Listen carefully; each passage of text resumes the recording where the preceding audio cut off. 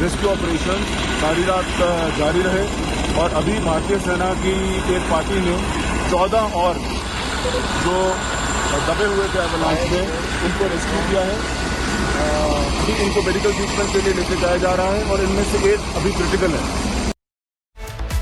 तो आप सुन रहे हैं कि सेना के जवान लगातार जुटे हुए हैं। पुष्कर सिंह धामी जब अब से कुछ देर पहले हवाई निरीक्षण कर रहे थे, हाथ जोड़े हुए भगवान से प्रार्थना कर रहे हैं कि सभी को सुरक्षित निकाला जा सके, किसी की जिंदगी की हानि ना हो। 8 मजदूर अभी भी फंसे हुए हैं। मौसम लगातार बदल रहा है, बर्फबारी हो रही है। 7 इंच बर्फ की एक मोटी परत दिख रही है जिसके अंदर मजदूर फंसे हुए हैं।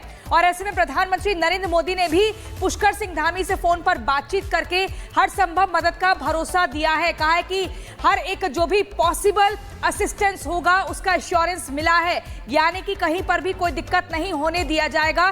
केंद्र और राज्य सरकार मिलकर काम करेंगे ताकि सभी की जिंदगी बचाई जा सके।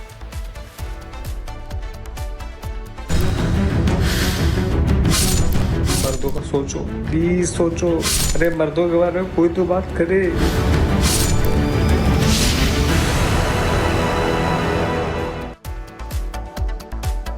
और अब खबर आगरा से है। आगरा में आईटी मैनेजर मानव शर्मा की आत्महत्या का मामला अब तूल पकड़ता जा रहा है। सुसाइड से पहले मानव ने अपनी पत्नी पर प्रताड़ना के आरोप लगाए, जिसके बाद अब मानव के परिवार वाले और उसकी पत्नी के परिवार वाले एक दूसरे पर गंभीर आरोप लगा रहे हैं। पूरा मामला आपको दिखाते हैं।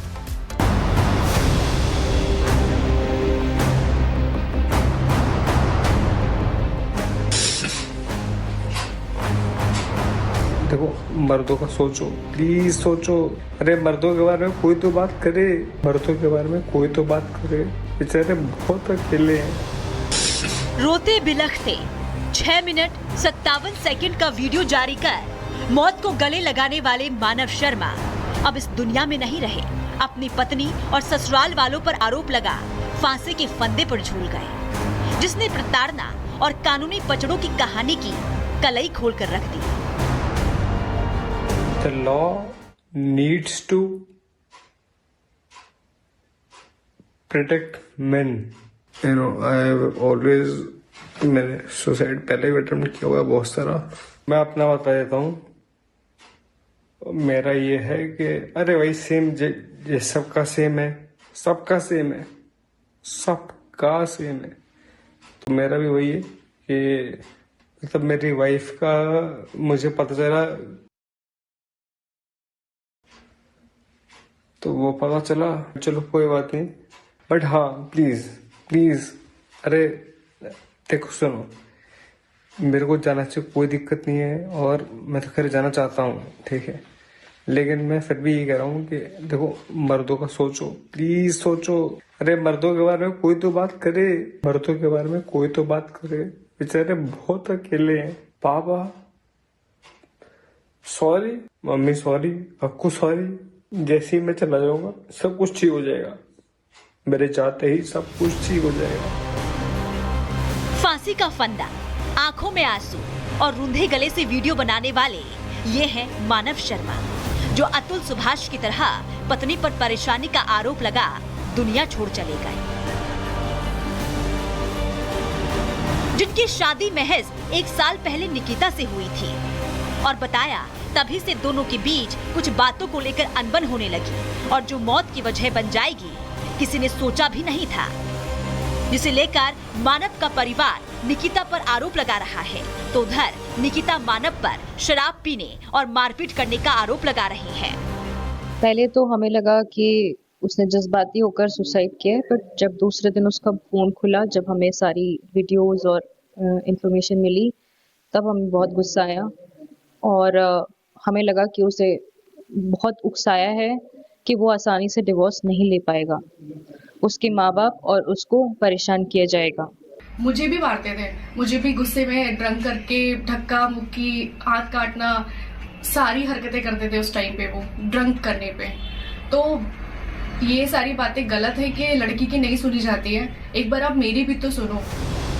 जहां कानूनी पचड़ों और पारिवारिक प्रताड़ना ने न केवल परेशानियों को बढ़ा दिया, बल्कि दोनों परिवारों को एक दूसरे के विरोध में खड़ा कर दिया।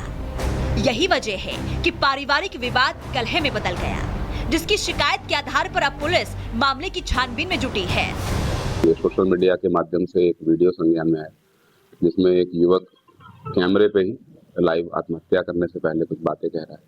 इस वीडियो का तत्काल संज्ञान लेते हुए प्राप्त तहरीर के आधार पर संगत धाराओं में थाना सदर पर अभियोग पंजीकृत है और आवश्यक विवेचनात्मक कार्रवाई प्रस्तुत है और उसी विवेचनात्मक कार्रवाई के आधार पर आगे की कार्रवाई की जाएगी।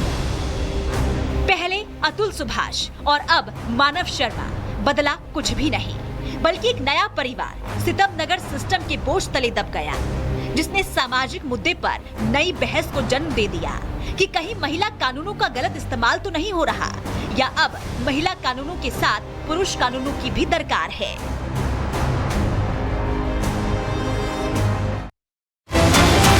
बड़ी खबर आपको बता दें, मणिपुर को लेकर गृह मंत्रालय में बैठक, अमित शाह की अध्यक्षता में बैठक चल रही है। मणिपुर के राज्यपाल अजय कुमार भल्ला भी मौजूद हैं। बैठक में मणिपुर की सुरक्षा व्यवस्था की समीक्षा की जा रही है। तस्वीरें आप देख रहे हैं, मणिपुर को लेकर गृह मंत्रालय में अहम बैठक, गृह मंत्री अमित शाह की अध्यक्षता में बैठक चल रही है। भी तैयारी यहाँ पर लगातार की गई है। गाड़ियों की कतार आप देखिए, जाम के खुलने के बाद आवागमन यहाँ पर बेहतर है, क्योंकि एसडीआरएफ, एनडीआरएफ, आईटीबीपी के जवान, उत्तराखंड पुलिस के जवान, लगभग 5 से ज्यादा टीमें इस समय ग्राउंड पर उतर चुकी हैं और क्रेन की मदद से जहां पर जो गाड़ियां फंस रही हैं उन्हें भी हटाने का काम लगातार जारी है। छोटी छोटी गाड़ियों में एनडीआरएफ के जवान आ रहे हैं प्रियंका। वजह केवल ये है क्योंकि जो अभी जगह मैं कुछ देर पहले दिखा रहा था, वहां पर एक बड़ा पत्थर गिरा है पहाड़ी से, तो वहां से बड़ी गाड़ियों का अभी आना संभव नहीं है अगले 12 घंटों तक। इसीलिए देखिए एनडीआरएफ के जवान, एसडीआरएफ के जवान इस सड़क के रास्ते पहुंच रहे हैं लोकेशन तक। और सामने देखिए वो माड़ा गांव में दिखा रहा हूं, जहां पर आप देख पा रही हैं सबसे ऊंचाई वाली चोटी, जहां पर इस समय रेस्क्यू ऑपरेशन का दौर जारी है। वहां तक जाना है इस टीम को और अब ऐसे ही पहाड़ियों का चक्कर लगाते हुए अगले 1.5 घंटों में सभी जवान वहां पर पहुंचेंगे और जवानों को सकुशल बाहर निकालने में इनकी तत्परता भी दिखाई देगी। फिलहाल 3 से 4 एम्बुलेंस भी इस समय पहाड़ की चोटियों पर यहां से जा रहे हैं। प्रियंका, बिल्कुल 3000 फीट की ऊंचाई पर ये सभी लोग फंसे हुए हैं, जिन्हें निकालने की कोशिश की जा रही है। हमारे साथ हमारे सहयोगी रतन नेगी भी बने हुए हैं। रतन, अभी कुछ तस्वीरें आईटीबीपी की तरफ से जारी की गई है। हालांकि मुख्यमंत्री पुष्कर सिंह धामी वहां पर खुद भी मौजूद है। मुख्यमंत्री पुष्कर सिंह धामी ने क्या कुछ कहा, सबसे पहले आपको वो सुनवा देते हैं।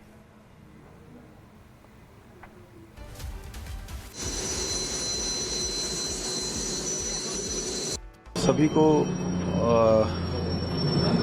रेस्क्यू किया जा रहा है और हमारे सेना के लोग, एनडीआरएफ के लोग, आईटीबीपी के और जिला प्रशासन, आपदा प्रबंधन, सारे लोग अभी बचाव कार्य में लगे हुए हैं। यहाँ पर काफ़ी ज़्यादा बर्फबारी है और सभी मार्ग पूरी तरह से बंद हैं। कहीं 10 फुट 12 फुट से भी ज़्यादा बर्फबारी हो रखी है और लगातार हमारा प्रयास यही है कि जो लोग अभी रह गए हैं उनको भी जल्दी से जल्दी बाहर निकाला जाए और जो लोग अभी 14 लोग और मिले हैं उन सभी को वहां से रेस्क्यू करके यहाँ जोशीमठ लाया जा रहा है और सभी अभी सुरक्षित हैं।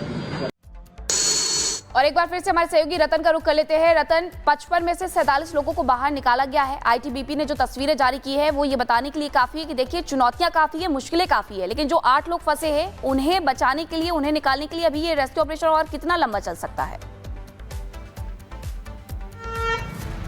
और देखिए निश्चित तौर से 8 लोगों